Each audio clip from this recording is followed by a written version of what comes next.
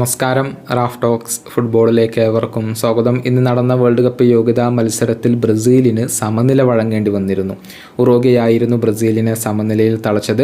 രണ്ട് ടീമുകളും ഓരോ ഗോളുകൾ വീതമാണ് മത്സരത്തിൽ നേടിയിട്ടുള്ളത്. മത്സരത്തിൻ്റെ 55-ാം മിനിറ്റിൽ ഫെഡറിക്കോ വാൽവർദെ ഒരു കിടിലൻ ഗോൾ നേടുകയായിരുന്നു. എന്നാൽ 62-ാമത്തെ മിനിറ്റിൽ ഗേഴ്സൺ മറ്റൊരു കിടിലൻ ഗോളിലൂടെ അതിന് മറുപടി നൽകി. അതിനുശേഷം മത്സരത്തിൽ ഗോളുകൾ ഒന്നും പിറന്നില്ല. അങ്ങനെയാണ് മത്സരം സമനിലയിൽ കലാശിച്ചത്. ബ്രസീലിൻ്റെ മൈതാനത്ത് വെച്ചുകൊണ്ടായിരുന്നു ഈ മത്സരം നടന്നിരുന്നത്. ഈ മത്സരം വീക്ഷിക്കാൻ വേണ്ടി എത്തിയ ബ്രസീലിയൻ ആരാധകരുടെ എണ്ണം കുറച്ച് കുറവായിരുന്നു. മാത്രമല്ല, പലപ്പോഴും ബ്രസീലിയൻ താരങ്ങൾക്ക് സ്വന്തം ആരാധകരിൽ നിന്ന് വരെ കൂവലുകൾ ഏൽക്കേണ്ടി വന്നിരുന്നു. അതായത് പ്രതീക്ഷിച്ച രൂപത്തിലുള്ള ഒരു റിസൾട്ട് ലഭിക്കാത്തത് കൊണ്ടാണ് ബ്രസീലിൻ്റെ ആരാധകർ തന്നെ ബ്രസീലിനെ കൂവി വിളിച്ചത്. ഇക്കാര്യത്തിൽ ബ്രസീലിയൻ സൂപ്പർ താരമായ റാഫീഞ്ഞ തൻ്റെ പ്രതികരണം രേഖപ്പെടുത്തിയിട്ടുണ്ട്.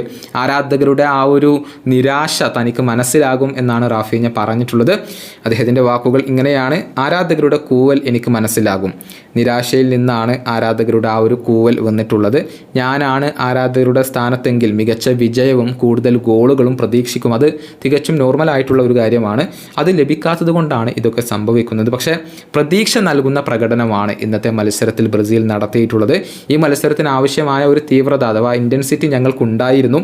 പക്ഷേ റിസൾട്ട് ഇതായിരുന്നില്ല അർഹിച്ചിരുന്നത്. ഇതാണ് റാഫീഞ്ഞ ഇപ്പോൾ പറഞ്ഞിട്ടുള്ളത്.